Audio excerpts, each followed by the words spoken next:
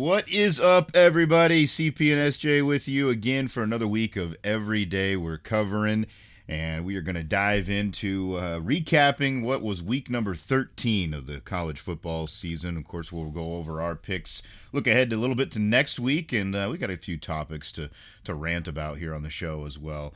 SJ, as far as picks are concerned, not our favorite weekend of the year, but there was a lot of surprises as far as the results of the games as well, so I don't think we were the only ones. Yeah, nothing to brag about, but at the same time, it's like when someone doesn't fails to show up, what the hell are you gonna do about it? Like, oh well, we just if you want to freaking get smoked by a 5-5 team, I guess that's your business, or as one is in one of the cases. So you can't do much about that. You can only go off the information you have. That's what we did, and there's gonna be weeks like this. We did it this week, and hopefully we'll be on the better side here coming up in this week and the rest of the few weeks here as we get to the crunch time here and late in the season, which that's what the weird thing to me is. You thought, I mean, now it's especially with the playoff. I know you have a little bit more of a leash there with these teams feeling that maybe a loss isn't so costly as it has been in previous years, but at the same time, and there's a lot of teams jockeying for position, and also there's no guarantees with who's getting in. I know, we can probably speak on this as we get to those games, but the ESPN still up the SEC's ass as always and trying to milk that for all it's worth. But there's still no guarantees that they're going to get in just because they have those three letters by their name. So I would think showing up the rest of these weeks here would be in everybody's best interest, no matter what conference you're in. Yeah, and I mean, you get to the point, too, where you're adding enough losses in that column, then you should really be out of the conversation. And that's what some of these teams have done to themselves. So, yeah, it's going to be obviously still very wild. And I do think this weekend did, shake up a lot of what's going to happen here down the road. It's still very much undecided, which feels weird, but uh, we're gonna sort it out one way or another at some point. But yeah, a lot of these games end up kind of being funky, and we'll go through them here and kind of give you our thoughts on them, of course, as we go through the picks. But as we get started, we always like to talk about what's fueling us here through the weekend and what's keeping our dulcet tones lubricated here for you as well. Uh, I pulled one. I happened to make a run over to the big city. I don't live in the big city, so I made a run over to the big city here over the weekend, and I'll usually stop and try to find a couple of things I can't snag around here. And this one I'm pretty pleased with, and I do love the stuff that these folks do. It's Full-Fledged Brewing.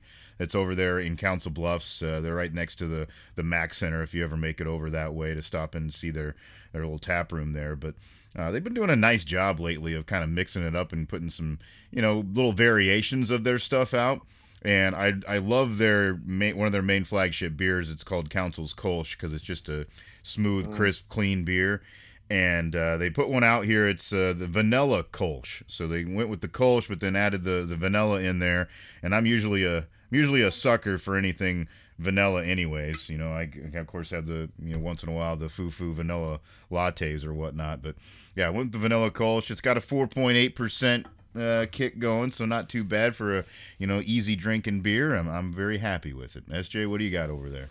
Yeah, well, despite what we do here on the show on a weekly basis, I've never been much of a luck guy, so I'll put that out and thing. But it just felt like with the struggles of my team, trying to get over that bowl hump, I thought I needed something from maybe some vibes there to switch up the thing. So I went to an Omaha staple or Omaha area staple, and I was able to snag some lucky buckets. So Nice. I don't usually that's not usually much in my parts down here in the KC area, but I was when I found it, I was like, all right, it must I don't want to call it a sign, but I was like, we better if I seen it and found it, I better go ahead and snag it. I just there's just the standard lager, you can't really go wrong with that.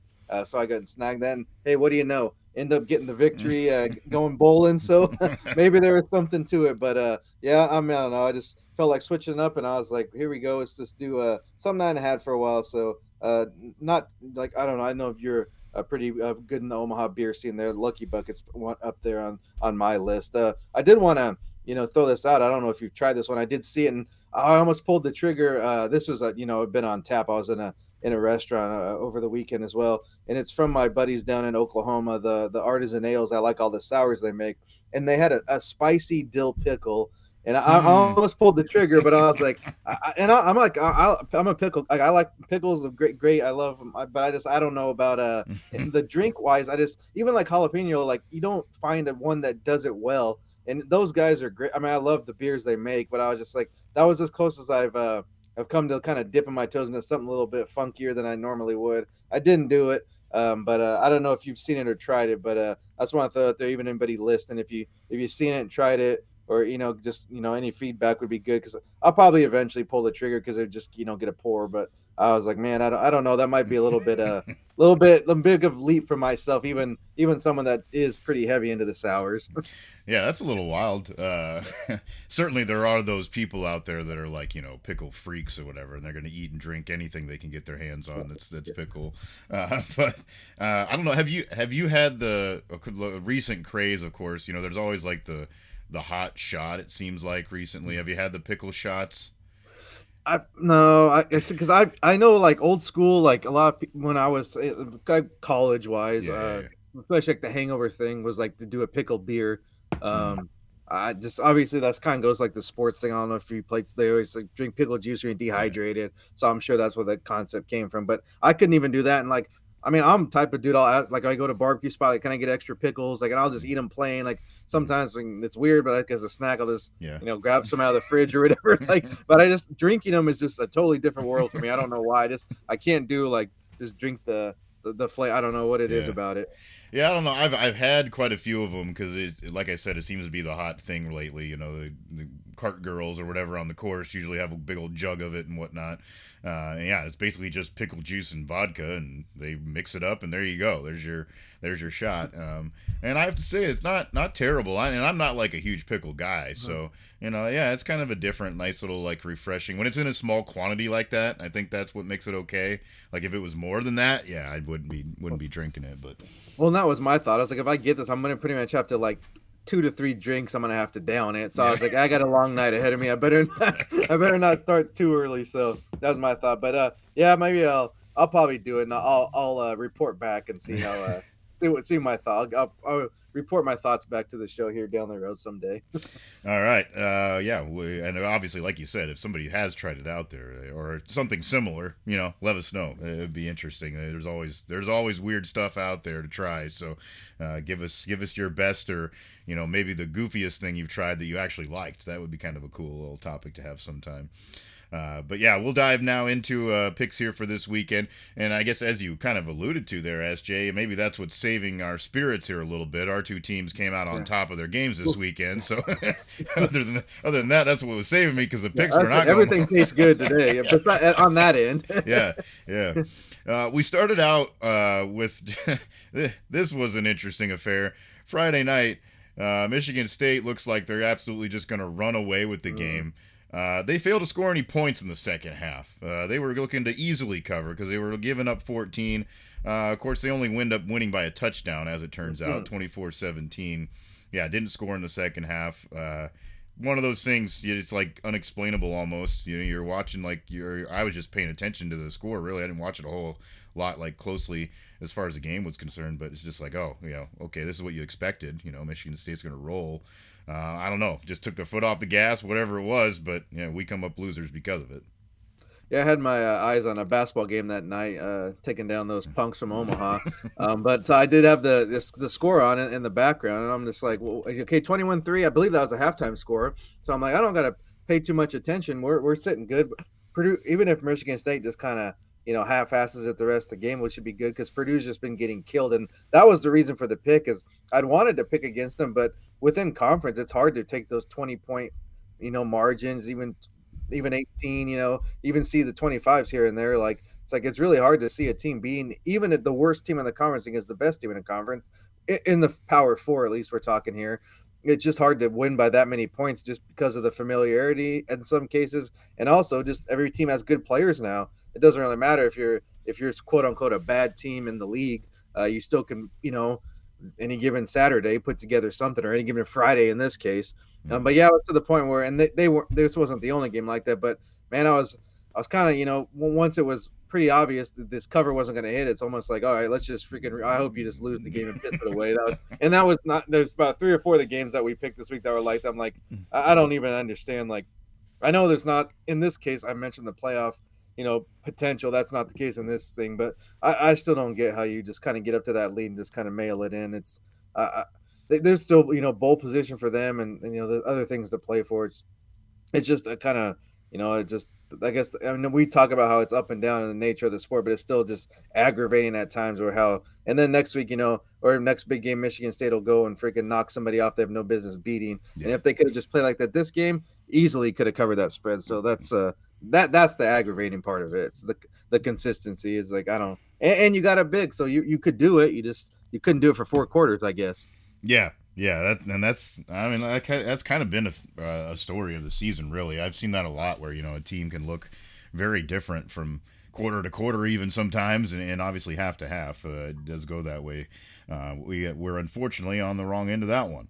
A couple other Big Ten games that we had totals on. I had the under in the Wisconsin-Nebraska game. I certainly didn't see Nebraska scoring 44 points. So hey, whatever. They covered themselves of the overs, wrong direction. But like I said, when we talked on the show, you weren't going to care whatever way that worked out. And I would have been good with the unders as long as a W. But that was and to do it. I know they're not the same Wisconsin, but hey, it's not the same Nebraska either. So I don't think there's any apologies needed. You got take the wins when you get them, especially with the streak they'd been on, the losing streak on Nebraska side. So I mean, running up, I wish they would have scored 50, to be honest. That's a team I don't really care for. So I wish I could have helped for a few more points and maybe not giving up one of those late touchdowns would have been nice, but that's all right. We'll take what we got. Yeah, so Nebraska obviously gets the win there, 44-25, and it goes way over the mark that I was looking at there. But Nebraska, gets themselves bowl eligible with that win. It's been a long time coming there for the Huskers in that regard.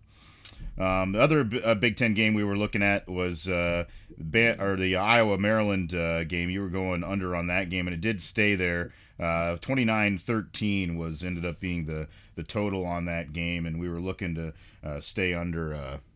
Where were we at there? Was it 46? Yeah, 46. Yep. So, not I don't know, one of those typical Big Ten games, I guess. Not much going on. Got a lot closer than I thought it was going to. Also, because everything was 13-0 at one point, maybe even at some point in the second half, and then Iowa actually went back to kind of what they'd been doing, and understandably so with the quarterback issues, is just kind of run it whatever. What they run it almost 40 some times, I think, or something like that. It was crazy how many but I mean, it's not like that's what you got at this point, so you got to do that. But it was kind of that one actually did, I guess, go to script, if you will. But it's still a little bit closer than I thought, so it was a little bit nerve-wracking there at second half, because Maryland did, kind of like Purdue, they weren't able to get as close, but they did make a run there and put something together, which that's not to get too deep into the Maryland program, but that is kind of a bit of a like a confusing thing. Like you would think they'd be in a decent recruiting area and have like got the Under Armour money, so they don't have to worry about anything as far as that goes.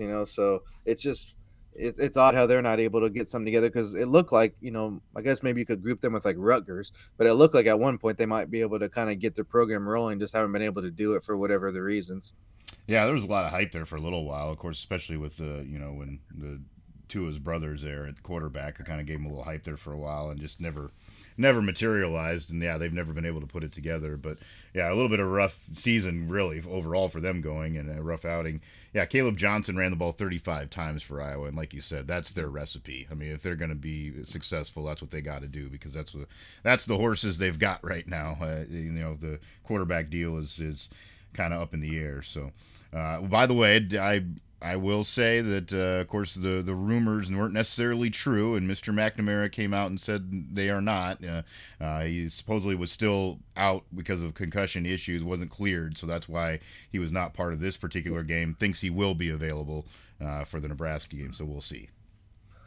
I mean, not to be a conspiracy guy, but that's one of those injuries like, oh, my back hurts, you can't really prove if it is, but I mean, at least, he's still around at least, so we'll put that to bed. But it could have been possible that he was maybe heading out of town and someone, talked him back into staying for the Yeah. rest of the year or something of that sort. So it isn't totally out of. I'll kind of back you up there. It's not totally out of the realm of possibility, but at least he's there for the rest of this year. Yeah. The other contests that you were looking for a total on that you did hit was that Notre Dame Army game, going for the overs, and yeah, what a woofer that turned out to be. Yeah, well, we might have to get to this later because when I first turned it on, and it was a multi-view scenario where there was kind of the time. The night games actually ended up being pretty good this week, and that's been the case a few of the last weeks here. But dude, I could not tell which team was which at first. And I like, well, I've watched college football for 30 plus years. Mm-hmm. Maybe we'll get into this later and go on more rant because there's even a couple other games where I would just like, well, I'm good with alternate uniforms. Let's do something different. It's cool, but there's either got to be some type of a connection to some type of event. Maybe like this is like your anniversary 50 or what I mean for these teams to be longer 100th anniversary of playing football or whatever it may be, but have some type of connection. I mean, Notre Dame's wearing gray with numbers that look like those dumb dice look like duct tape numbers on that you can't even read. And then they both. I mean, I get Notre Dame always wears the gold helmets, but Army's got a similar helmet too. And of course, if you're paying attention, you can tell who has the ball. No, I know, I can tell by graphics and all that shit. But I'm just like, at first glance, you shouldn't have to like do any type of detective work to find out Mm-hmm. which team is which when you're watching any type of sporting event. Like to me, that's annoying. And even like the Alabama Oklahoma game is another one. I'm like, they're both basically have the same color Mm-hmm. scheme. Yeah. And it's like, well, they looks the damn same out there. I know one's wearing, dark, one's wearing Mm-hmm. white, but you got to do some type of differentiation there. At least for me, like that was another thing that came out of the week, and I was kind of it's just like a little bit of a kind of absurd considering the contracts these guys have with the big athletic companies. We mentioned Under Armour, Nike, Adidas, whoever the hell it may be. Do something do something unique and special if you're gonna do it, and then make it stand out. That's the problem. I always people think I know Nike's got the big name and the big bucks or whatever, but a lot of times it's very cookie cutter with their stuff. If you want, unless you're one of the big boys that has like Mm-hmm. maybe the Jordan deal or whatever, but a lot of their stuff's the same. It's just different colors. Yeah. So it is hard to tell sometimes when teams match up that do have similar colors. I know. I think do they both have the Jordan brand? I know Oklahoma does. I'm not sure if Alabama maybe doesn't, but definitely I know Oklahoma does. Yeah. Because I think they did that deal when Hurts was there. But either way, that was just like annoying. That's obviously outside of the game itself, but that was just kind of annoying to me. But as far as Notre Dame goes, look good.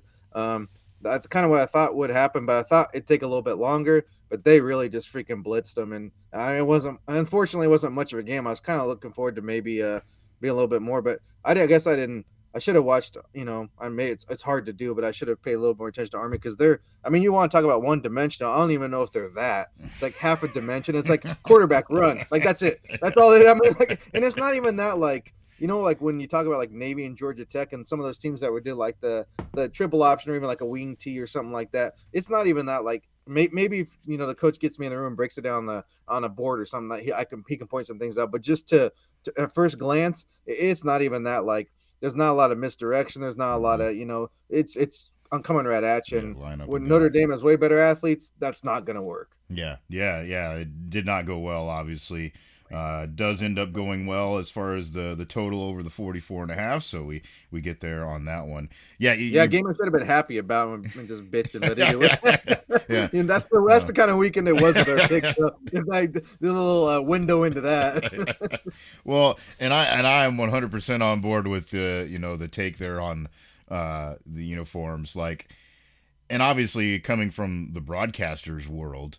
I mean, that's probably what it is. It's Yeah, like exactly. sometimes it's like, oh my god, what are you trying to do to us here? Like, there's people that are there to do a job too. Like, they need to see who's there. Well, and just from a fan's perspective, like, you want to be able to see the numbers to know who the hell it is that has the ball. Like, that's, and if you make that difficult, it's frustrating for everybody. Yeah, it may look cool up from 2 feet away, but when you're 100 yards away from it, what's it look like? And I don't think everybody takes that into consideration sometimes. Like, you need to at least have that part of the discussion when you're making these things, is how is this going to look, from every viewer's perspective, people that are in the stands, people that are watching on TV when there's a wide shot. It needs to make sense. And I get, that's frustrating as hell.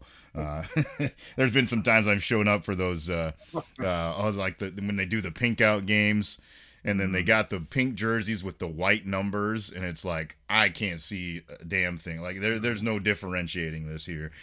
So it's frustrating as hell. And it's funny that you brought up that Alabama game too, because my daughter walked into the room when I had it on the other TV, and she looks at the game and she goes, both those teams have red, and she walked out. So even like just to her, she noticed it was hard to differentiate a little bit.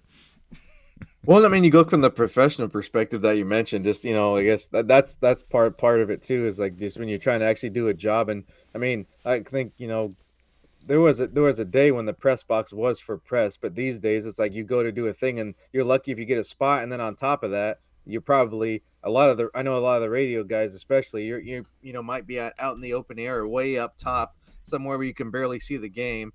So that makes it even that much more tricky when you're talking about like actually trying to like properly identify people and do your job to the best of your ability, and be accurate with your information. So I mean, I think that's probably where a lot of it comes from too, is just that, always like that's the first thing you kind of look for when you go to a game. It's like, all right, look for, who's not suited up maybe on the sidelines, that type of thing. And then you start going on your, your sheet there, and you're looking down your two deep or your roster, your depth chart, and seeing like, okay, who's suited up, what numbers there. And then a lot of times, I know college is different, but even when you're like, maybe the high school level or a small college level, a lot of times when there's an alternate or different uniform, the numbers don't always match as they did previously, because you don't have the same amount of jerseys or whatever the case may be. So yeah, that's I mean, and I was just looking from the watching perspective, it's bad enough, but like you add that to it, it's even worse. So with the money involved, we should be able to figure this thing out. That was kind of just what I was thinking too. And just it was more so just like, come on, what is going on here? Like, let's figure something out, because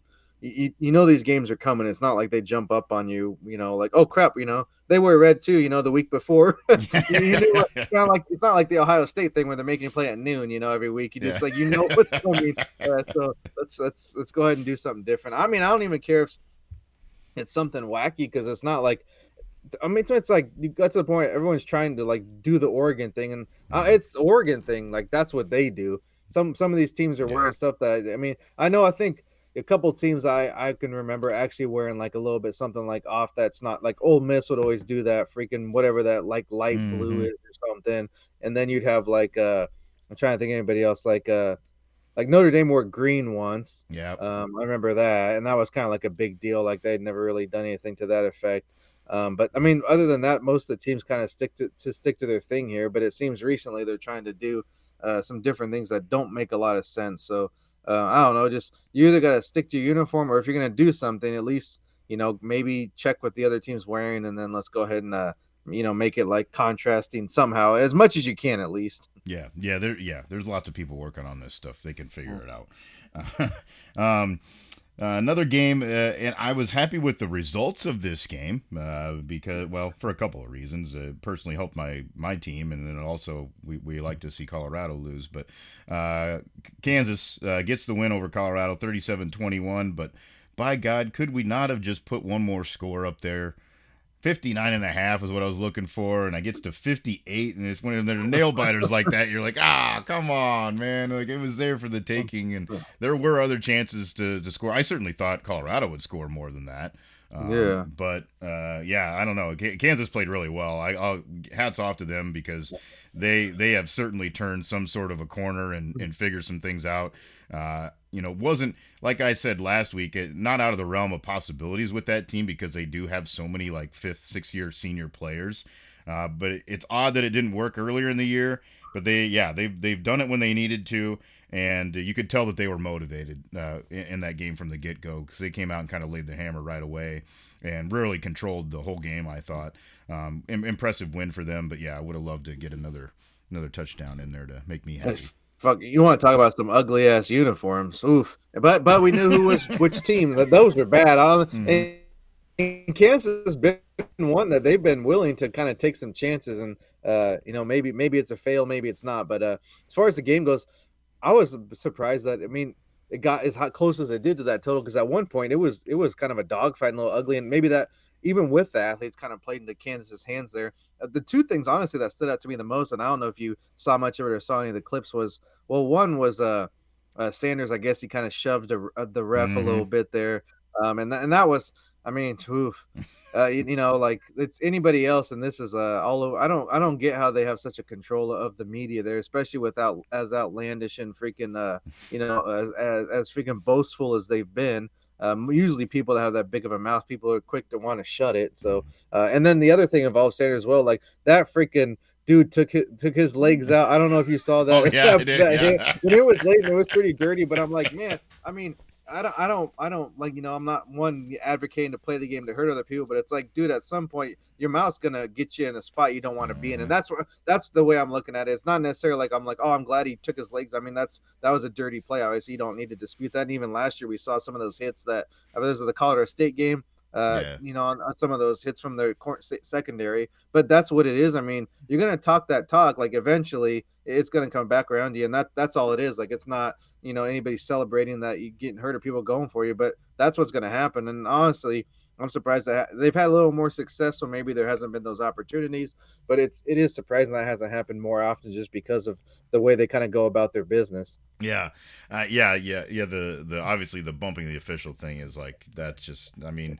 they tried to play it off as like, oh well, maybe he didn't mean to, kind of thing. Or he It's like, thought it was a play. He thought it was his teammate. I mean, yeah, some stupid shit. Like they didn't. You know what you're doing. It's just that's what that to me. That's what gets where like in sports at all levels, whether it's like pro, college, even down thing. It's like there's so much like favoritism and like different hmm treatment of people. It's really annoying. It's like, dude, if it's a penalty, it's a penalty. It has nothing to do with who did it, when, what, where. Like if it's a penalty, it's a penalty. If it's against the rules, it's against the rules. Like there, there's no gray area too when it comes to something like that. Now, of course, you're talking like holding, actually plays like that, maybe pass interference. There's a little bit of wiggle room there, but when it's a personal foul type of thing, like if you push your ref, I mean, last I knew, like you're out of the game. yeah, I've never seen anybody do that and stay in the game like ever. yeah, And so if someone could find a video and pass it along, please do. But I don't remember anybody, especially a college player. yeah. Maybe a pro got away with it, but definitely not a college player getting away with that. No, I mean, even just touching him, let alone like, I mean, not like he freaking jacked him, but yeah, it was definitely a push. hmm It wasn't like he didn't knock him on his ass or nothing, but still, like any type of contact, it's way less worse. You've seen people get in trouble for or out of the game, or even more so in suspensions. hmm Yeah, we've seen it in the pros before, where it's just a guy like accidentally like walking backwards bumps a guy and gets flagged for it. So it's like, yeah, there's usually zero tolerance Yeah, no matter what, even if it's just it is really is an accident. But yeah, the other play was interesting because they threw a flag when that hit came, and they ended up saying that there was not roughing the passer, and they called an ineligible downfield, so it was like a double. Knock your dick in the dirt play for Colorado on that one. But once I saw the replay, I was like, "Ooh, yeah, that probably that probably should have been a penalty because that yeah, was bad." But I mean, we yeah. talk That's about one of those. Even if it's your team, you can't say much about it. Like, yeah, yeah. Well, and the thing that gets me too about some of those types of plays, just the way that play was, like we talk about targeting all the time, and that was essentially targeting. I mean, the guy's head was down and he just dove at him. Like, yeah, he's not hitting him in the head or in the chest, but he did like what you're not supposed to do. yeah, well, that's another that doesn't like the targeting just all of a sudden like I don't think and I only watched like I'll just for example because that's what I watched closely.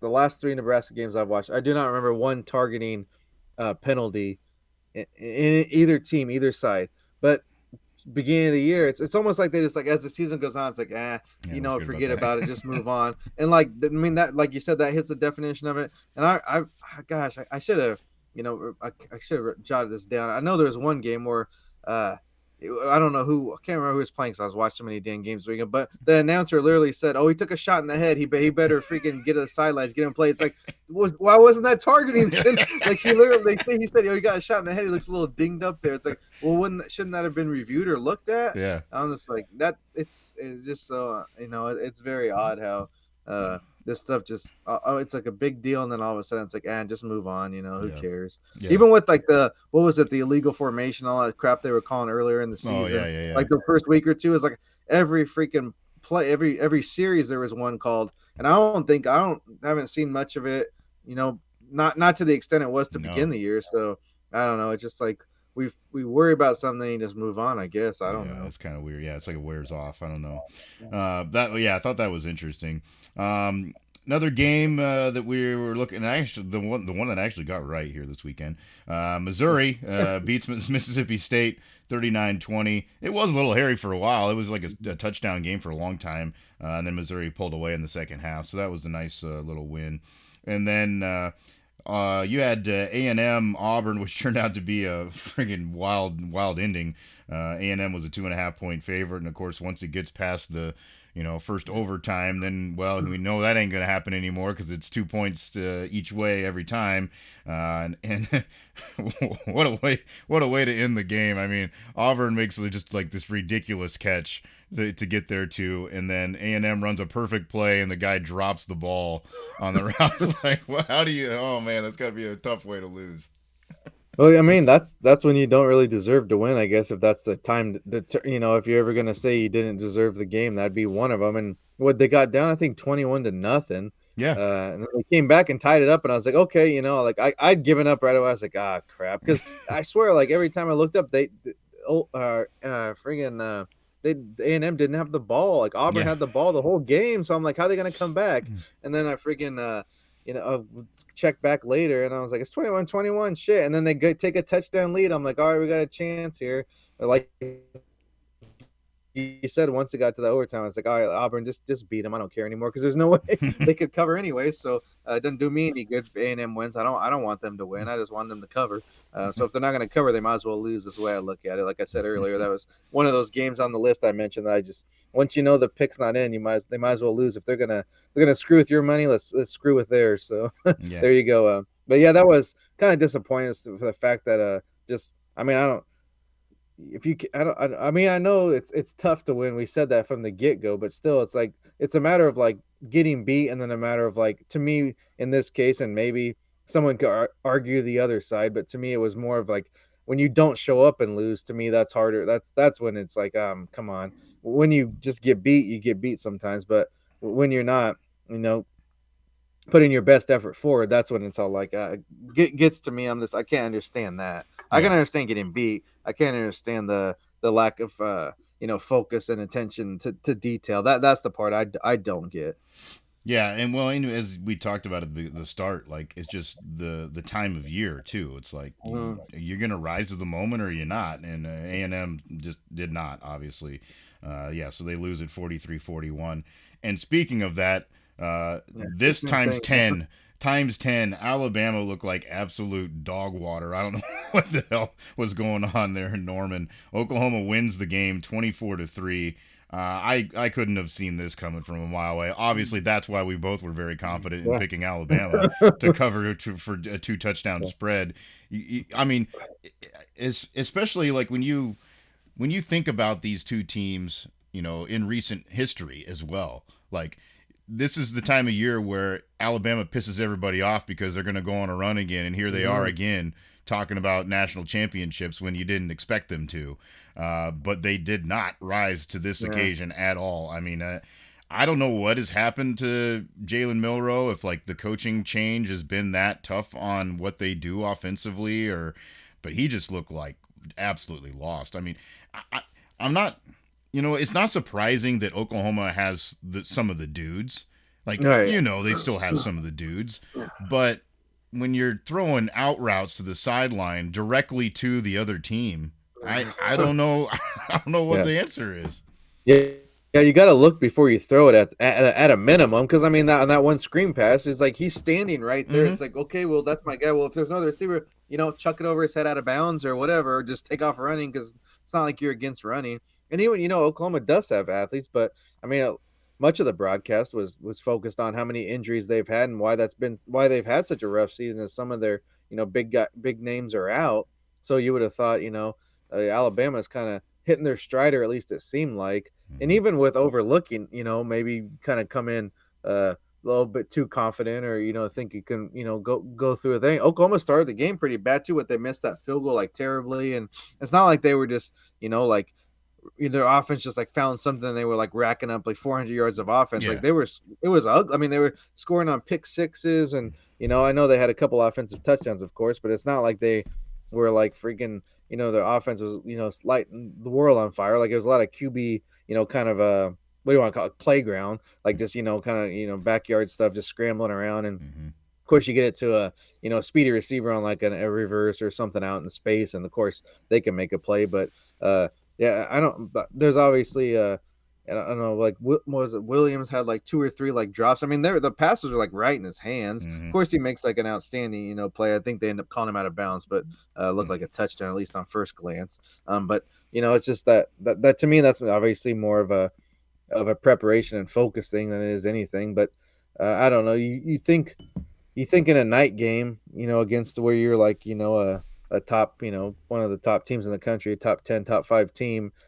How do you not know that somebody's gonna freaking, be all in and like that? I Mm-hmm. mean, that was Oklahoma's season right there. Like Yeah, they hadn't done 100%. anything worth knowing. Now it's like, okay, we're who knows? They win this one, then they win a bowl game, and they kind of salvage that season there. And who knows what happens next year? Mm-hmm. Kind of that builds that momentum for the next season. But to me, it's like, how do you not know that that's going to be the case? You're gonna, no matter what you do, at least for the next 3 or 4 years, with a name that they've built themselves up to the last, after that little bit of a, decade or so draft or kind of, bad stretch there. They've built themselves up back up to be in Alabama, and everybody wants to beat you still. Mm-hmm. Like I just don't know how you forget that. Like Yeah, like and that's what it I don't, was. Yeah. it doesn't make no sense. Yeah, and that's absolutely what it was. Those fans, like that, like I said when we made the picks, like I think the only saving grace here for Oklahoma is maybe that these fans are going to be jacked. They're going to want to beat Alabama. It's cool to beat Alabama, Well, and especially in they're this ready. case with all they were talking about, I was like, "Oh, you can't come into our conference and all this crap." Yeah. That's what Oklahoma and Texas, especially. Of course, they're hearing it because they're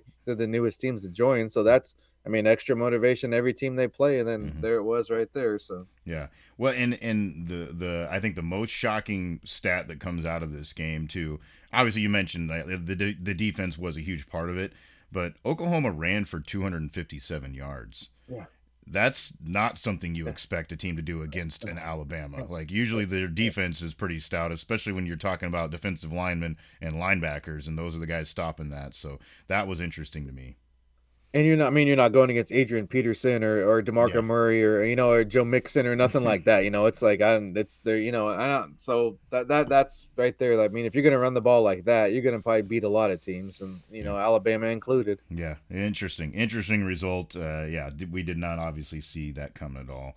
Um, the two bonus bets that I did talk about, I should have had them in my regular ones because they ended up coming How it true. goes, right? Yeah. Friggin' Tennessee rolls as expected, and they do cover the 40.5 that they were giving against UTEP. 56-0 ends up being the final score there, so that one hit. And then Arkansas ends up pulling away late, 35-14 over Louisiana Tech. They were giving 22 in that game. Well, I guess that one didn't quite get there, did it? No, I'm lying. That one didn't quite get there, but it was in play there for a long time in that game.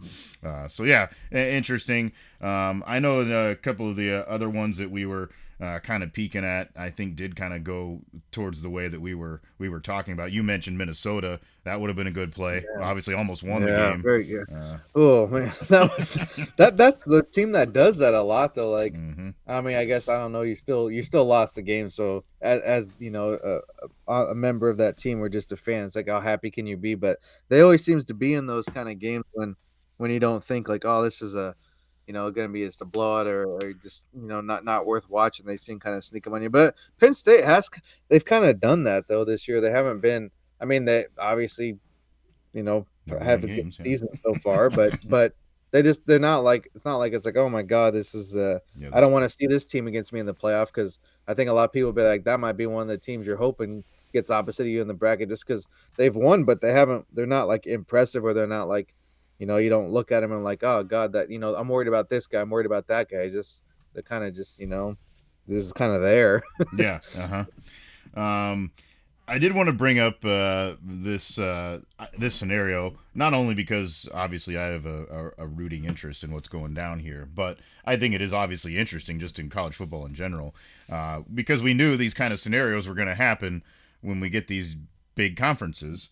We're going to get some wild scenarios where who Hmm. the hell do we know goes plays for the championship? We knew that that might be the case in the Big Ten. Still was going to be needs to be sorted out a little bit there, but that is a little bit clearer after this past weekend since Ohio State put the hammer down. But and we'll go back to that too. But in the Big 12. Everything that fell into place to make it chaotic happened over the weekend. Obviously, Kansas knocks off Colorado, so that knocks them down a peg. They need a lot of things to happen now for them to Yeah. even be in the conversation. They've kind of that's kind of puts them on the outside looking in. And then Arizona State goes and beats BYU. Ooh. Controlled the game 28-23. They win it. BYU came back, made it very interesting at the end of the game. And there's another part of that game we need to talk about here in a second too. Yeah. But now there's a four-way tie up atop of the Big 12 standings with Arizona State, BYU, Colorado, and Iowa State, all with 2 losses. Now the way it works out at the moment would be that if Arizona State and Iowa State win, they put themselves into the Big 12 championship game with their games this next weekend, based on the tie-breaking scenario. So still some things to be sorted. Obviously, everybody has to perform last week, and BYU is in that conversation. I think there's some goofy things that can happen for Colorado too, but that's how it sets up now. But yeah, we knew this was coming. I mean, you're going to have 16 teams in a conference. We're going to have some wild, ones. And the funny thing is Iowa State hasn't played any of these 3 teams. They're not going to play any of them during the regular season. Yeah. So that's just how this is going to go sometimes. And, it's not going to be, you're not going to feel like it's always a true champion, I guess is kind of my point. Yeah, that kind of to that last statement that you made there was what was it on Thursday or yeah, I'm pretty sure it's Thursday, maybe Friday, that like the Big Ten officially announced Oregon into the championship game and they didn't even play this week because all the they Yeah. I guess they went through and did all the math of all the tiebreakers Mm-hmm. and there was no way that they could not be in it or whatever, so they're like automatically in. So I was like, that kind of speaks to what you're saying there, to that just like, oh, that's how you get in. Just it's champion. I guess is just going to be a term we're going to have to like adapt to because it's like, yeah, you can't play every team. You only have that many games, Mm-hmm. and I don't really know how you do it because I'm not necessarily against like the having less conferences or something like that. I know there's it just kind of seems like it's getting to be too much in one conference, but I mean, some of it makes sense, some of it doesn't. I'm not, I like the matchups you get. Like it's cool to with the some of the traditional teams playing each other, and you get to go to different venues and kind of see teams that maybe would never have played before. Mm-hmm. To me, it beats like you know holding up newspapers and saying like, "Oh yeah, we're number one, we're number one." It's like Yeah. almost like politics or something. It's like you're trying to like convince everybody that you're the better option. Like it does beat that, but it is kind of tricky when, like you said, like you're Iowa State's got a chance to be in going against these teams. It's like, well, how do you know who's better because they don't get to play each other? Mm-hmm. So to me, that kind of stinks. Where it's like you'd like the. I mean, I think as a competitor, you'd like the chance. Like I want to play every team. That's on our level or Yeah. maybe seen as above. So then you get the chance to prove that you're either better than them or you're not. But you at least can live with that fact. So yeah, I mean, hopefully at least in the Big Ten, as far as that goes, if Ohio State wins, it looks like everything's kind of sorted out there. I don't have to worry about too much. Mm-hmm. But yeah, it's you know, I mean, they probably it seems like they kind of assumed a mess was probably coming with when when they start talking about the tiebreakers and all that. It's like Mm-hmm. there's a lot of different options, but it reminds me of like not the series, but which I thought was better. But the movie Friday Night Lights where they go to that freaking truck stop and do the coin flip of who like gets to Oh yeah. play in the it gets to play after whatever. Yeah. It's like well, I mean, it's kind of to that point where it's like, well, this is how you're gonna get in, and I Mm-hmm. guess I mean, obviously, if you win all your games, it's like, well, you're gonna get in, but it's like that's really tough to do, Mm-hmm. especially it was always has been, but really now because Mm-hmm. you're playing a lot better competition. So, yeah, just unfortunately, it's like the downside. We kind of get excited, but like, all these comments is gonna be awesome. Get a go here, go there, play these teams, but it's like, well, then there's always a downside, even however good something seems, there's always kind of, you got to take the good with the bad as always. Yeah, and like you said, obviously there's no answer, so to speak. It is what it is. But don't be surprised that it's tough to accept for some people when it's Yeah. decided by just rules instead of how it plays out on the field. And that I did enjoy those few years where the Big 12 was 10 teams and you played everybody. Mhm. And that was Yeah. cool too. So I don't know. I see both sides of it, but yeah, very interesting scenario nonetheless. And obviously, it plays into this whole who's getting into the playoff thing too, because you're splitting hairs between teams. Now two teams are going to play one extra game. Is that going to affect them compared to another? Sometimes we've seen that in the past a million times. So who knows? I just think it's a very interesting. Deal that's shaping up there. Going back to the end of the game, and this is becoming a disturbing trend, unfortunately. We've been on our rants about people throwing shit on the fields. How about people? How about people running onto the field before the game is over? Because that's happened a bunch of times here in the last few weeks, and then they have to take a half hour to get everybody's ass off of the field so that we can play the last 20 seconds or whatever it is. You just got to be smarter than that as a fan, I think, is the issue here. Like, understand the situation. Don't be a hindrance to your team. Most often than not, it's not going to make a damn bit of difference. We still know what the result of the game is going to be, but just be smart. That was kind of an ugly deal there. Well, I'm thinking that Arizona State coach, excuse me, he was freaking hot, man. He was I watched mad. that so many times. I got a kick out of that one. Like, and I don't kind of blame. Like, it does seem like maybe, maybe time could have ran out, but since it didn't, you got to go with what the clock Mm-hmm. says, and that's and guess what? Was it not your home clock? Yeah, yeah. So I mean, so if you want beef, talk to your timekeeper up there, buddy. Your devil running the clock up there. Mm-hmm. And then even I don't know if you. I guess we can go back to the Kansas game there at Arrowhead. Did you see the fan that ran on the field there? And that was NFL security. So that was Mm-hmm. it was a what do you want to call it? Armed officers. He got he got his comeuppance, if you will. Like he got taken care of. And then I think it was the Kansas quarterback. I don't know if he was talking to Sanders Daniels. I don't know was he talking to Sanders or something. But they're basically like shaking hands after the game, and you could hear the mic picked him up saying, "You can't do that at NFL field." Basically, he had enough wherewithal to be like fans, because it's not you're not. They're obviously we kind of joked about how they've played different states, but they've played a few games at Arrowhead there this year Mm-hmm. here in Kansas City, and like freaking he knew better. So I mean, maybe they should have I don't know, put out a little. I know they were doing some shuttles from Lawrence over to the stadium there with the campus, so maybe they should have had the driver maybe on the loudspeaker there where the bus is coming in, like get reading them the The right. riot act and all that stuff. Like, but no, I got a kick out of that. That was pretty good. But I mean, I don't. It's like it's the same concept of like you just kind of I guess you lose all sense of reality when you're in these situations. It seems like and you do kind of want it is like in some respects it is supposed to be like kind of your escape from like everyday bullshit. Yeah, Like yeah, you for want to sure. kind of but there's also like a time when it's all like okay this we still have to like have some type of like a little bit of decorum, like have fun, like do it, enjoy the day, like especially you pull a big upset. And I mean, I don't even know I guess by the the rankings it was someone upset, but it's not like I mean Arizona State's a 2-loss team, right? So Yeah. it's not like it was like they were just freaking came out of nowhere as with 5 wins and just beat some undefeated team. Like Mm-hmm. I think they should have probably expected to win. They've had a pretty damn good season. They've have been a good team. I don't think I mean I don't I'm not saying they shouldn't storm the field because that's fine, do whatever you want, but it's not like it was some like some great like where it was like we got to we got to get out there. This is amazing. Yeah, I can't David believe we did Goliath. this. Yeah. Like yeah. Yeah. It's so like yeah.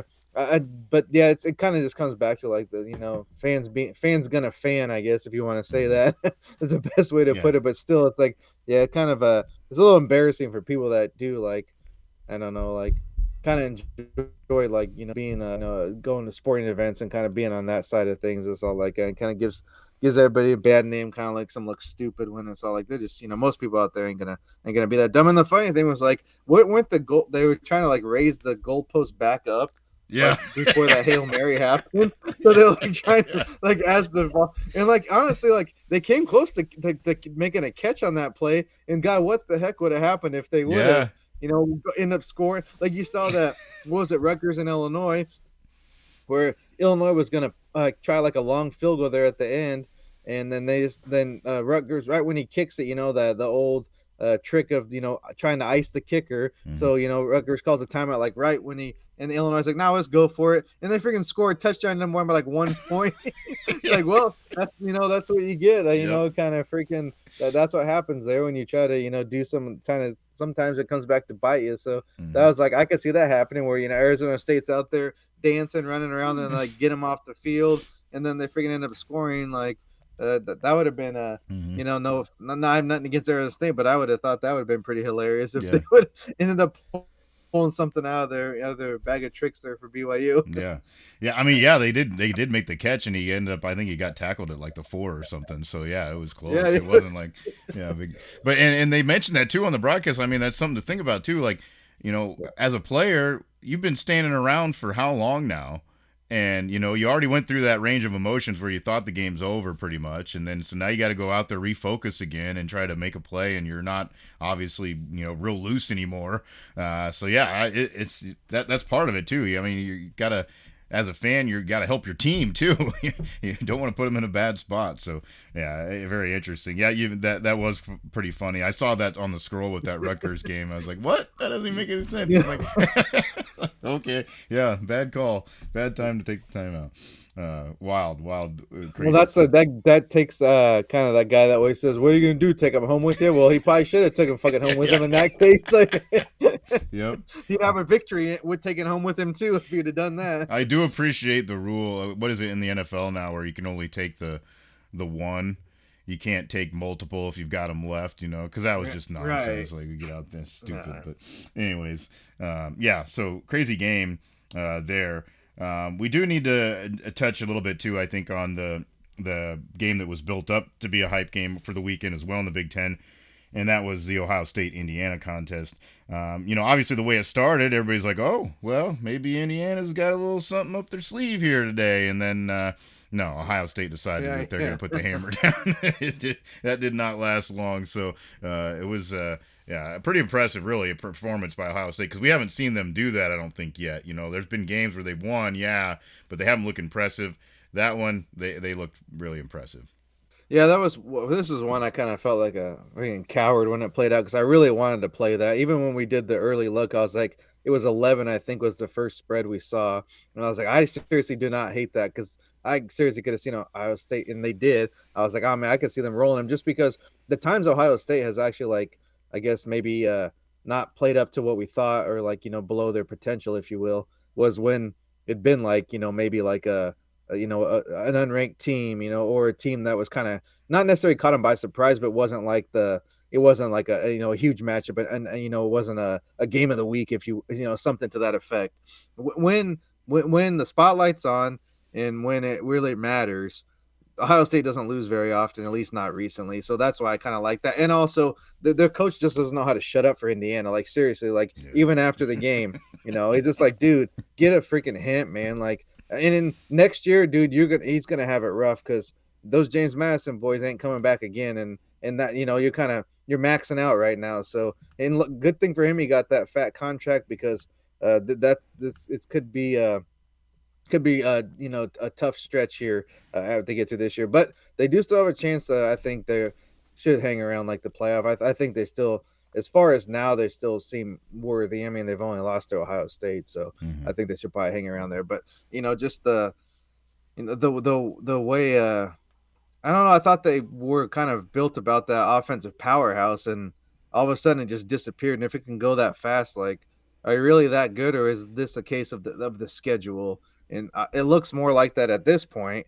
It'll be weird though because you think about it, it's like, well, usually when a team is like one loss in a conference, well, then they got the conference championship, and then after that, but now it's like Yeah, they're one not more going to be in game, it. and then they're going to be in the playoff. Like, they lose that first game in the playoff, and I don't want to, try to bring up these teams and like all this stuff, but I mean, to me, it's going to be that Iowa team that was undefeated and lost to Michigan State and then got smoked by Stanford in the Rose Bowl. And if Indiana loses, their first playoff game, if they end up winning their last regular season game, that's basically what they did.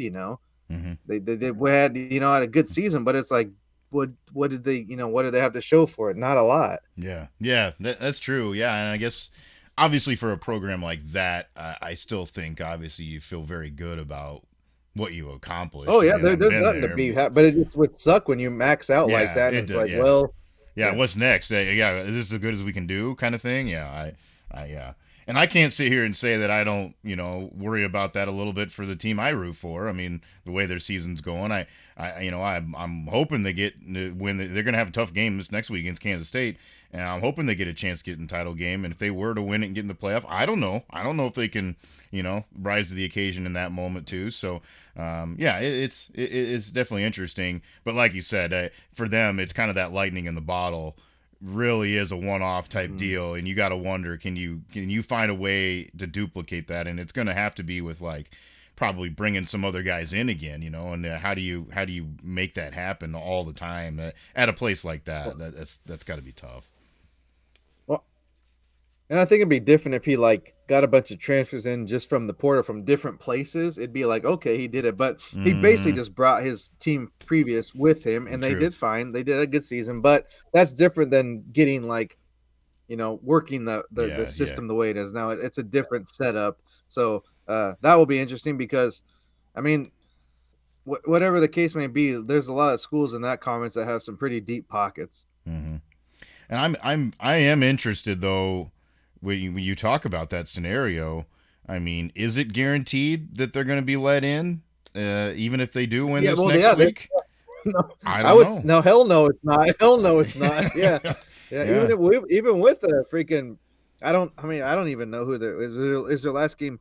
Purdue, like, what's their rival? I don't even know what they got left on the that's a schedule. good question. But even if they freaking go and blow somebody out in the last game of the season, Yeah, like, it's Purdue. yeah, I Yeah, mean, it's possible that is that what their last game yeah. is. Mm-hmm. I figured it'd be like their lower. Hey man, no one cannot Purdue, right? It's true. But but yeah, even still, like, let's say they win 70-0, like, is that Is it enough to, good like, enough? Yeah. overcome that loss? Because, I mean, when I mentioned earlier, it kind of just that was one thing that almost more than the uniforms even was kind of the problem. Is like, man, what is and I get they have the contract with them and all that, but the comment that really stuck with me, that I was like, at some point it's like I can't even like listen to you, I just have to watch on mute, was and of course he's not even really like a football guy, he's more like WWE like caricature, but Tessa Tour with it doesn't work with Jesse Palmer now, I think that's Yeah. who it Yeah. is, Mm-hmm. that show. But they literally said like, and I don't even like teams in the Big Ten, so it's not like I feel offended by it, but it was just as stupid.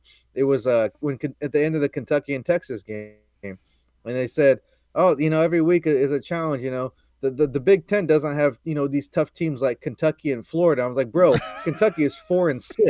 I'm pretty sure Florida is about the same. They may be 5-5 now. I was like, I'm pretty sure there's I'm not even pretty sure. Like, there's better and just as good teams in the Big Yeah. Ten Yeah. as that. Like, that was, to me, that was just like, that's just fucking asinine. Like, Mm-hmm. that doesn't even make sense. Now, if you want to, have a different argument, then maybe we could, I could see a point there. But to me, that is like, every week. I mean, I was like, dude, they've won 4 out of 10 games. Like, Mm-hmm. how is that a tough out? Yeah. Yeah. Well, and how many years have we seen that? When you go back when bowls mattered, Yep. you go at the end of the season, you see the win total. Like those Mm, conferences did just fine. Like all of them right. had their years where they, maybe the Big 12 had one year, maybe the Big Mm, 10 won most of the next year. right. Like this isn't like an overwhelming, oh, we're always going to kick your ass kind of thing. It Right. doesn't happen Well, and that then way. even with that, it's like, well, you also had to look at like sometimes it'd be like the whatever the SEC number 1 versus the Big 12 number 4. It's like, well, I mean, of course they better win that game. Yeah. Like, it's their number 1 team against the number 4 team, and then even then, it's like, well, how are you entering this game? Is it a team that's kind of, lost their last 2 or 3, and they're just kind of, floundering into the bowl, or are they on a win streak? Or I mean, it didn't happen like 10, well, maybe actually probably 10 years ago, but either way, once kids started opting out and going instead of Yeah. playing, like, that always factored in too. Hmm. So I mean, it's fine if you want to like have a discussion with that, but at least have like a valid point rather Mhm. than like trying to use Kentucky and Florida and Mississippi State to like say that's like it's like a gauntlet up and down the thing. It's really not like I mean to me it's when I guess this depends on your perspective, but to me, it's like when someone like that beats your better team, honestly, it looks worse for you. It's not to me, it's not a good thing for your conference. It's actually bad for your conference. Like with the Alabama or Oklahoma beating Alabama, I look Mhm. at that as a negative, not a positive. Mhm. Well, and you talk about that, type of thought with like the how are you playing at the end of the season? We always talk about when it comes to the NCAA basketball tournament. That's always a Mm. huge deal. Obviously, different game, but that's going to be the case for a lot of these SEC teams that want to argue that should have so many teams in. Because the one other game that I wanted to bring up that I thought was a lot of fun this weekend was Florida knocking off Ole Miss. So there's another one of your top dogs. Like you had like three of your teams that are thinking they should be in the mix to be in this playoff all lose this past weekend. Like I don't know. I mean, how can we say that you're the ones that should be in? And I think it's going to be a damn shame. I think if that does come to fruition with one of these teams that maybe even has like three losses, Yeah. that if they were to leave an Indiana out and put in a team like that, Yeah. that'd be a train wreck. But I mean, I don't think that'll happen because there's enough spots. But man, that would be rough. Yeah, at some point it has to be the point. Like, is your team or whatever team you're talking about, or your schools in your comments are they choke artists or can they like seize the moment? And to me, that's what it looks down. Like, if you're a good team, you win when it matters, and if you're not, you don't. So I mean, that's to me, that's what it boils down to. If Mm-hmm. you got to win when the all chips are in or whatever friggin' analogy or whatever you want to use, like you got to win the game when it matters. Yeah, yeah, yeah. And we've talked about that. Well, we just thought Old Miss had turned that corner, and then here they turn around. What did he throw? Like 3 interceptions in like a minute or Oh something, or yeah, like I yeah, was like, what the hell's going on? yeah. It's like And just every like, play is like, who's gonna catch it this time? Like, well, especially with like just the expressions that like from him, let alone oh the yeah, quarterback Dart, and then like Kiffin's like oh his yeah. freaking he's like the bitter beer face guy when those old Keystone commercials. He's always got some, even when like if things are going well, like Uh he's huh. just kind of has that. And like I do like oh man, I've always kind of just liked the fact that he'll like go right out like the fine bombs of the world, just with Yeah, and just he'll honesty. come with Yeah. receipts too. Like unlike Tessitore and these guys, he'll actually have some substance to his argument. Mm-hmm. So I do appreciate that. But he's definitely like someone you want to like keep a camera on because he's got those he doesn't really hide his emotions if you want Mm-mm. to put it that way. Like Mm-mm. which I mean it's good. It makes everything more interesting Yeah. and. Sure, they weren't too happy with it, but I got some entertainment out of it. Yeah, yeah, it was a fun game. I kind of liken Florida a little bit to almost like the way Kansas is playing right now. It's like Yeah, they just okay, we're gonna rally, we're just gonna play hard. Obviously we all thought maybe they're nuts with the whole we're gonna back Billy Napier, he's coming back, but yeah, it's paying off, it's working, yeah. and they've gotten some good Sometimes recruits just too.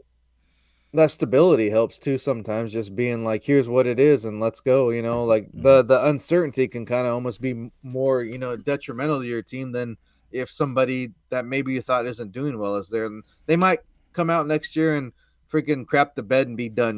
But at least they know where they stand and they have like a I guess they can all kind of move in the same direction under that leadership. They know he's not going anywhere at least for one more season. Yeah. All right, so that was kind of the weekend here in college football as far as our picks, and then some of the other hot games that we were looking at there.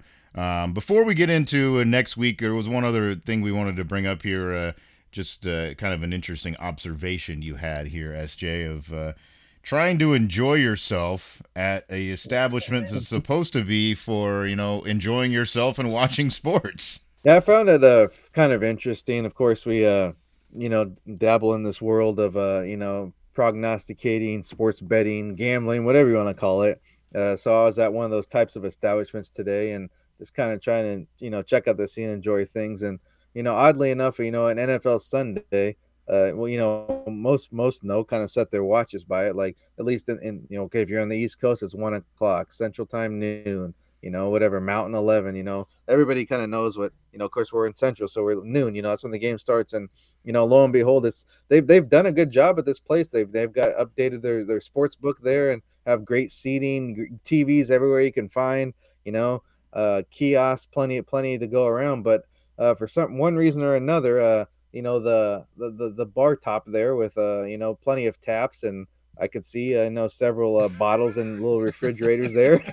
No one was there to serve them or hand them out, which to me I just find that odd. Like obviously it's no big, who cares? I don't. It's not like not guaranteed like, oh yeah, you better have this service when I go there and all that type of thing. But at the same time, to me, I just found it kind of odd that a place that it's I guess I know it's like a sports book, but it's basically a sports bar. You just gamble in it. Mm-hmm. That they wouldn't be served, especially when it's not like a place where you eat. In this one, Yeah. it's just watch games, bet, and then there's a bar there. But to not have service on an NFL Sunday, to me, I was kind of like taken aback. I'm like, what the hell's going on? And the closest bar is it's not far off. It's in the same establishment there. But I don't know if you come across many places like that. But I just found it. I mean, I kind of was like, what, like, they get shut down. Was there some violations here or something? Like, why else would you not be open on an NFL Sunday or Uh-huh. college football Saturday? I don't know what their staffing's like on those days, but Yeah. just kind of threw me off there, and I was honestly kind of a little bit pissed off. And I guess I don't like to be a cheapskate, but sometimes you gotta speak with your dollar bills there, and some of the tips were withheld. Yeah. Yeah. Well, it's things like that. Just like it just doesn't make any business sense. Like, No. are you trying to make money here? Like, this is what it's for, right? You didn't put that bar there with those taps and those bottles so that they could just sit there, correct? Like, why do we have them? Like, I Well, mean, and the poker machines there on the bar top were running like crazy. So it's not mm. like then they knew it was opening hours, like they were turned on and ready to roll. Oh It was yeah, just yeah. it wasn't like like I'm not really. I mean, I guess I'm kind of complaining, but I'm just like I can go to another place to get a drink. It's not that big a deal. I just think like I don't know. It's just you think you would, like you said, more of the business sense, or just like I don't know, like seems like a little bit of a customer service aspect of it is missed there when most of the people in there are spending a good amount of money. It's not always like a ton, but you're kind of I'd assume you're probably at least most people minimums is probably like $50 within your bets or something like that. So it's like, can you at least get, have someone to hand me a cold drink at least, Yeah. like Yeah. it doesn't Well, even have to be anything fancy, yeah. just I don't even need to know keep the umbrella. I just need something, a little something to wet my whistle there. Well, and the other thing, I think maybe that those types of places, especially when it comes to in a casino setting, that must be what kind of ends up being the mindset a little bit. Because obviously they know that they're making their money off the people giving them money to bet on things. Right, They yeah. have that revenue stream. Whereas you go to a traditional sports bar, they don't have that revenue stream. Yeah, They if you're need just sitting your, there, you're gonna yeah. leave eventually. Yeah. Yeah. So I think that's maybe what it is, why it gets lax. But still, it makes no sense. Like, there's a particular place here close by that I always thought was odd growing up because it billed itself as a sports bar per se, but there would always be like a lot of other things that would then happen, like, oh, we're gonna do some karaoke, or oh, we're only showing the UFC fight on every single TV. Like, what are we doing here? Like, it doesn't make any sense to me. And the same thing, like you'd struggle to get service. Like, it just made no sense to me. Like, if you're gonna have the place, have it be the best it can be and make money. To me, it just doesn't make any. And it's always a lost, like, a lost place where they could be, considerably making more money, which is weird. Well, to me, it kind of hurts like the word of mouth deal, at least on my end, because a lot of people like know that I like either do this show, or I mean, sometimes I'm passing around pics to people I know because I'll be like, oh, what do you like this weekend, and blah blah blah, whatever, Yeah. and I'll be like, yeah, I'm not gonna tell them to go to the book because I'll be like, you go to the sports book, you don't actually, what I'll tell them is like, go out there, but don't plan on getting a beer, and they'll be like, what, and then you got to go on the whole story because I'm just like. I Yeah. don't want to recommend something that someone's gonna be like, yeah, that was cool, but the freaking place sucked. Like, just I don't know. Like, I'd rather have somebody like enjoy. If I'm gonna give them some advice to go somewhere, I want to be like, this place is cool. Like, you're gonna have a good time, but I don't want Mhm. to, send them someplace where they can't even get a freaking drink when they're, throwing down, $50 on a few games Mhm. here or there or whatever. So, yeah, I mean, that to me, that Mhm. it's more like the business side of it. I guess I'm looking at Uh-huh. just, and it's also like kind of, I don't know, it's just kind of embarrassing too. It's like you put all this money into this place and you Yeah. can't staff your bar with one person could probably do it. Yeah. No one is in there ordering, a freaking, whatever. Like everyone's, you're probably pouring something on the tap or you're Opening a bottle, yeah. opening a bottle. No one, I mean, maybe at the most you're mixing like, a simple, like a well drink. Nobody there is getting anything that crazy. Like you don't have to be a mixologist to work behind that bar. Yeah. Well, I think the other thing that's a little bit, um, I don't know, I guess that I noticed too. When you're in any other part of the place, they're walking around giving you stuff. Now you're spending your money. I'm pulling a slot machine. They're giving me a drink. Like, what's the hell's the difference? I'm still spending the money. Like, whatever. I don't know. Interesting. Yeah. Obviously, we all run into those scenarios. I think here and there, but it is disappointing when you find those places like that where it could be a great place, but it's not.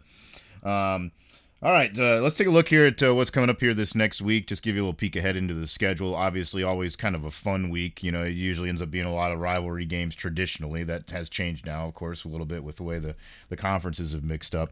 But there are some fun ones on the schedule, and obviously it'll be a lot more on different days as well, with the Thanksgiving holiday coming up on Thursday, and then traditionally we have a lot of those Black Friday games that will take place, and there will be a bunch of them.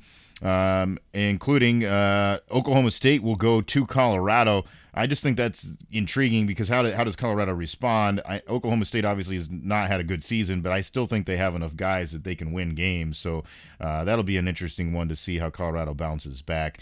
Ole Miss, Mississippi State, usually a fun game no matter what. It should be kind of intriguing a little bit. And then, of course, the Iowa-Nebraska game is of interest here around these parts always. And interestingly enough, too, I think is this the first time that they've put that in the late window, too? That just seems weird. Yeah, it's as far as I can remember. I mean, I don't about 2:30, 3 o'clock has been as late as I can remember them playing that. Especially, I know a lot of that had to do with when they made the switch was the Big Ten, the no night games deal that they always. I don't know what the no night games in November with. I don't know whoever thought that was like such a crime against humanity, but I guess they moved on from that, so that's good news. But yeah, it's a later game, and by the sounds of it, it's probably going to be one of those nice like weather games, maybe even a little cold and brisk out there. Yeah, bundle up if you're heading to Iowa City for that one. Here at 6:30 kickoff there. That'll be on NBC, by the way. They're on Friday. Then coming up on Saturday, of course, the big game, Ohio State, Michigan. Obviously, Ohio State looking good, need to win to get into the Big Ten Conference Championship, and of course be on track for what they hope is a good run in the playoff. But they haven't beat Michigan for a long time, and that is something that sticks in your craw a little bit usually. Whether or not the players say that they think about that, that they do, and they're hearing it all week long. So that it'll be interesting, I think, to see how that plays out. Obviously, I think Ohio State's a much better team, but can they get over that kind of mental hurdle a little bit? Well, and I would think too, if that's the case and it's looking good for them, they're gonna hammer at home. I think that could get ugly if they get rolling. Yeah. Early line. Well, wow. Well, unreal. Look at that line. Early line is 20.5 for Ohio State, and I can't say I hate it. That's wild. Yeah, I mean, you got a 6-5 coming in, a Michigan 6-5 team. So, and yeah, like I said, if they get the chance, they're gonna try to run that score up. I don't blame them either against your hated rival. Why wouldn't you? Yeah. Interesting top 25 game. 18th ranked South Carolina is at 17th ranked Clemson. That should be a fun one there in the early window there on Saturday. I also, looking at the later slate, Notre Dame at USC is a little bit intriguing just because Notre Dame obviously seems hot. This is kind of their last like semi little test. I don't know that USC is obviously very great, but still is a challenge to go on the road and play there. Iron Bowl, not as exciting anymore as it was a couple of weeks ago. And who knows, the way Auburn's playing, maybe they give them a run for money too. I don't know. That's an interesting one to pay attention to. Arizona State, Arizona, just because Arizona State's in this position that they are, will be one to watch. And then, of course, Texas A&M. That's lost a little bit of its luster, obviously, with A&M going down last week. And then, of course, I will be in Ames trying to root on my Cyclones against Kansas State to try to get to the Big 12 title game. Should be a fun contest there in the evening window. Any others that you see there, SJ, that stand out to you? I mean, I guess it'd just be more of the curiosity of like how they react to BYU. I know Houston's not exactly a tough out, but I mean, I guess they still got something to play for, depending on how everything shakes out. And Mm-hmm. man, it's crazy. You know, Washington's kind of the same boat Yeah. there. That Michigan, Ohio State game is like. Well, you would have thought like last year that those are some amazing games, but I could see Washington giving him a fight though, honestly, just because of there is actually some history there. But Mm-hmm. I guess it's easy to say, but it's either gonna be Washington down on the wire, or it could be over by halftime. That's about the only choice, is kind of making it an ugly affair and try to hang it in there. I'd probably look more at that total of 50.5. I actually don't think it wouldn't get to that point. And then Indiana's gonna need those style points, I think. Just I don't know how much Mm-hmm. is going to help. Depends a lot what other else happens on, but they're going to have to put up a big number there, which they should be able to. But it's Mm-hmm. going to have to be pretty impressive, I think, for them to kind of bounce back from last week, which seems weird. It's one loss, but when you're kind of the, I guess, new kid on the block, you really got to go that extra mile with some of these talking heads, if you will. Mm-hmm. Early juicy line that I see here. Florida only laying 15 against Florida State. I could Mm. see Florida hammering that bad boy home the way they're playing right now. Obviously, you don't want to lay too much into the like hot No. hand kind of thing, but still, like Florida State's Well, been just in the yeah, if any dumps. team that's about as safe as you're going to get with a team mailing it in. There's no way that's like kind of those opposite directions. Earlier in the season, they kind of were Yeah. both like who knows what, and Florida found something. Florida State is just, I mean, other than a new coach, I don't think anything that they could really do to right that ship. Mm-hmm. So that's a few of the games there coming up on the schedule. Obviously, we'll take a deeper dive into it here this week and then deliver our picks for you coming up later in the week. So make sure that you like, subscribe, and get the notifications over on the YouTube channel. Every day we're covering. That's where we deliver our picks to you each and every week. Come out either late Thursday or early Friday morning to get those to you. Obviously, we'll probably have to make our best effort to get those out maybe a touch earlier here for you too, because we've got a lot going on with those Friday games. So pay attention to that channel and obviously get those notifications so you know when those come at you. And then of course we would love if you share that with folks. And then if you would love it if you would like to subscribe and to share the podcast, available in all the major podcast platforms, including our host at Spotify. But then if you go anywhere else, whether it be Apple, Amazon, over to the YouTube channel as well. All available on all those different platforms. So hope you do that and interact with us if you'd like to as well on social media. If you're on Twitter, hit us up at SJMBets, at Cherokee CP. Those are the handles. Give us your picks for this fun holiday weekend, and hopefully we'll have bellies full and tickets full, pockets full, everything full coming up here this weekend for you. Should be a lot of fun. Or people just decide not to show up again. So Well, yeah, it's gonna be one or the other. Yeah. All right. They kind of like just look at it as like maybe some family members you don't care to see. Just look at it like that. Yeah. There you go. Yeah. We'll have beverages no matter what, right? All right. That's SJ Munoz. I'm Chris Parks. Thanks for joining us for another week of Every Day We're Covering. We'll see you next time for some more covers.